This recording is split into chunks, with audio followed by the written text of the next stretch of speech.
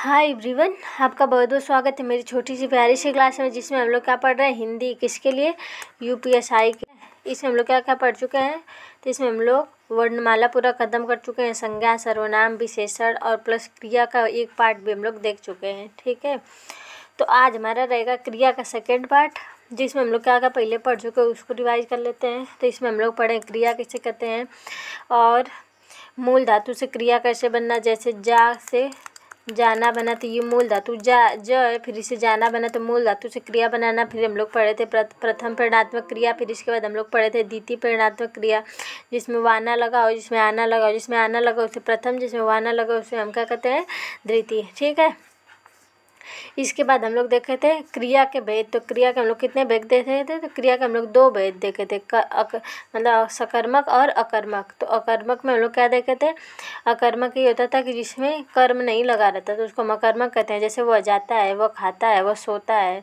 Normal सी बात। ठीक है, और सकर्मक क्रिया कौन सा होता था, सकर्मक क्रिया जिसमें कर्म लगा होता है। जैसे राम आम खाता है, सीता फल खाती है, तो ये सब क्या रहेगा, सकर्मक क्रिया था। ठीक है, तो आज की वीडियो में हम क्या देखेंगे, तो आज की वीडियो में हम देखेंगे सकर्मक क्रिया कैसा के आधार पर भेद, मतलब सकर्मक क्रिया का भेद। तो सकर्मक क्रिया के कितने भेद होते हैं, सकर्मक क्रिया के दो भेद होते हैं। जैसे कौन कौन, एक कर्मक सकर्मक क्रिया और एक द्विकर्मक सकर्मक क्रिया। अब एक कर्मक सकर्मक क्रिया क्या होता है, तो देखिए जिसमें एक क्रिया लगा हो उसे हम क्या कहें, जिसमें एक कर्म लगा हो उसे हम एक कर्मक सकर्मक क्रिया कहते हैं। जिसमें दो कर्म लगा रहेगा उसे हम क्या कहेंगे, द्विकर्मक सकर्मक क्रिया। जैसे हरीश सेब खाता है, हरीश सेब खाता है, तो इसे बस एक ही है, तो कौन, सेब है, तो ये कौन सी रहेगी, एक कर्मक क्रिया। जिसमें एक कर्म लगा रहेगा उसे हम एक कर्मक कहेंगे, जिसमें दो कर्म लगा रहेगा उसे दो कर्मक कहेंगे।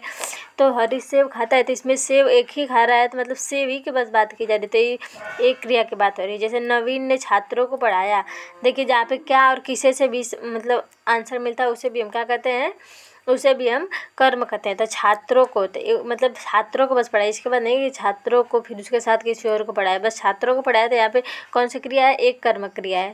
जैसे नवीन ने छात्रों को हिंदी पढ़ाई, तो ये भी देखिए छात्रों को और हिंदी दोनों ये क्या रहेंगे, आपके कर्म रहेंगे। तो ये कौन सी क्रिया हो जाएगी, तो ये द्विकर्मक सकर्मक क्रिया हो जाएगी। ठीक है, फिर इसके बाद नवीन ने सिद्धि को वचन दिया, सिद्धि को, तो ये भी नवीन ने सिद्धि को वचन दिया, सिद्धि को, तो ये भी कौन सी क्रिया रहेगी। फिर इसके बाद राम ने किराएदार को मकान दिया, राम ने किराएदार को मकान दिया, तो ये भी कौन सी रहेगी, द्विकर्मक क्रिया। जैसे किराएदार हो गया और मकान हो गया, तो ये कौन सी रहेगी, द्विकर्मक क्रिया।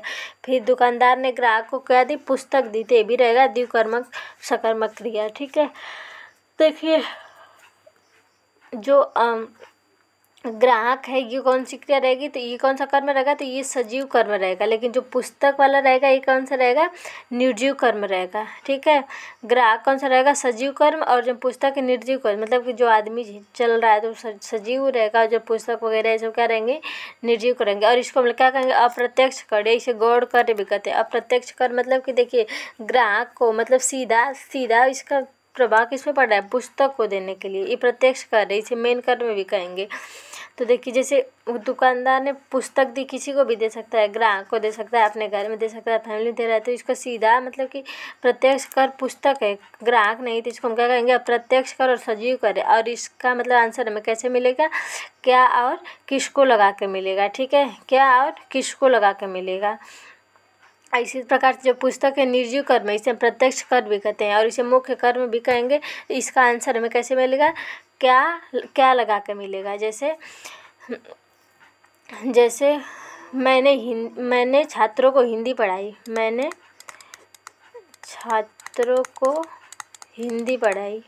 ठीक, हिंदी पढ़ाई, तो छात्रों को क्या रहेगा, छात्रों को रहेगा आपका, ये कौन सा कर्म रहेगा, तो ये सजीव कर्म रहेगा, लेकिन मात्र अप्रत्यक्ष कहेंगे। ठीक है, और इसके बाद हिंदी पढ़ाई, तो हिंदी कौन सा रहेगा, ये निर्जीव रहेगा, लेकिन ये प्रत्यक्ष कर रहेगा। इसका हमें आंसर किससे मिलेगा, इसका हमें आंसर किसको लगा कर लगेगा, कौन और किसको, मैंने किसको हिंदी पढ़ाई, तो छात्रों को। और यहाँ पे जो हिंदी है ये अप्रत्यक्ष मतलब प्रत्यक्ष कर रहेगा। जैसे मैंने छात्रों को क्या पढ़ाई, जहाँ पे क्या लगा के आंसर आएगा, तो मैंने छात्रों को क्या पढ़ाई, तो हिंदी पढ़ाई। ठीक है, समझ आया।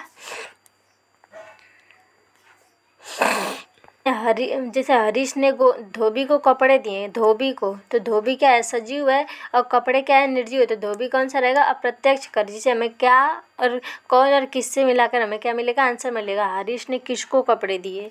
अब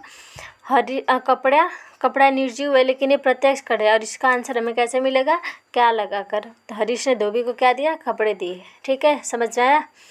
अब आगे चलते हैं। संरचना के आधार पर क्रिया के भेद।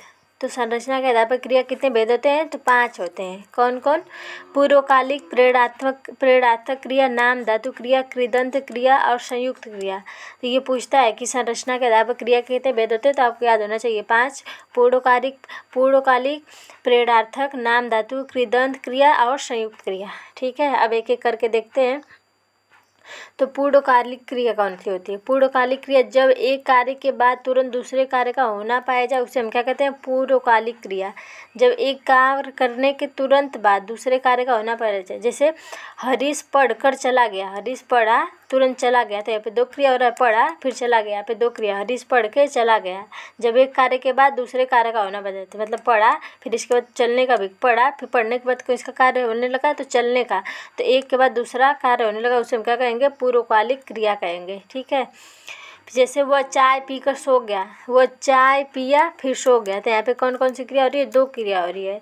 जो पहले होगी उसी को हम क्या कहेंगे, पूर्वकालिक क्रिया। ठीक है, जैसे पढ़कर, तो ये पहले कौन सी रहेगी, पूर्वकालिक पद रहेगा। पीकर, तो ये भी कौन सा रहेगा, पूर्वकालिक क्रिया रहेगी। जैसे चाय पीकर सो गया, पहले चाय पिया फिर सो गया तुरंत बाद। ठीक, यहाँ पे कौन सी क्रिया रहेगी, पूर्वकालिक क्रिया। जैसे वह खेल कर पढ़ने लगा, वह खेला फिर तुरंत पढ़ने लगा, वह खेल कर पढ़ने लगा, यहाँ पे भी 2 क्रिया हो रही है। ठीक है, राम अभी सोकर उठा है, सोया था फिर अभी तुरंत उठा है, तो सोना कौन सी रहेगी, पूर्वकालिक क्रिया। जो कार्य पहला होगा मतलब उसे हम क्या कहेंगे, पूर्वकालिक क्रिया। तो राम अभी सोकर उठा है, सोकर उठा है मतलब सोया था तुरंत उठ गया। ठीक, अब हम क्या देखेंगे, तो इसमें समझ आया, पूर्वकालिक क्रिया में जिसमें एक कार्य के बाद तुरंत दूसरे कार्य का होना जब पाया जाए उसे हम क्या कहते हैं, पूर्वकालिक क्रिया कहते हैं। अब देखते हैं प्रेरणार्थक क्रिया। प्रेरणार्थक क्रिया तो हम लोग देखे थे, मतलब कि इसमें भी 2 प्रकार से होता है, एक प्रथम, एक द्वितीय, ये सबको हम लोग पढ़ चुके हैं, तभी देख लीजिए एक बार। जब कार्य अन्य व्यक्ति से कराया जाए उसे हम क्या कहते हैं, प्रेरणार्थक क्रिया। सिद्धि ने नवीन से सब्जी बनवाई, किससे बनवाई, सब्जी से। जब कार्य अन्य व्यक्ति से कराया जाए, तो सिद्धि ने नवीन से क्या बनाई, सब्जी बनवाई, तो नवीन से कार्य कराई, तो यहाँ पे कौन सी क्रिया रहेगा, प्रेरणार्थक क्रिया। नौकर ने मालिक से पोछा लगवाया, मालिक से कार्य करवाया, नौकर ने मालिक से, अजीब बात है। ठीक, नौकर ने मालिक से पोछा लगवाया, तो यहाँ पे कौन सी रहेगी, प्रेरणार्थक क्रिया। फिर माली ने मालिक से पौधे को पानी दिलाया, माली ने मालिक से पौधे को पानी दिलाया, तो यहाँ पे जो माली है वो मालिक से कार्य करवा रहा है, यहाँ पे नौकर है जो मालिक से कार्य करवा रहा है। कुछ ज़्यादा कलयुग नहीं आ गया है।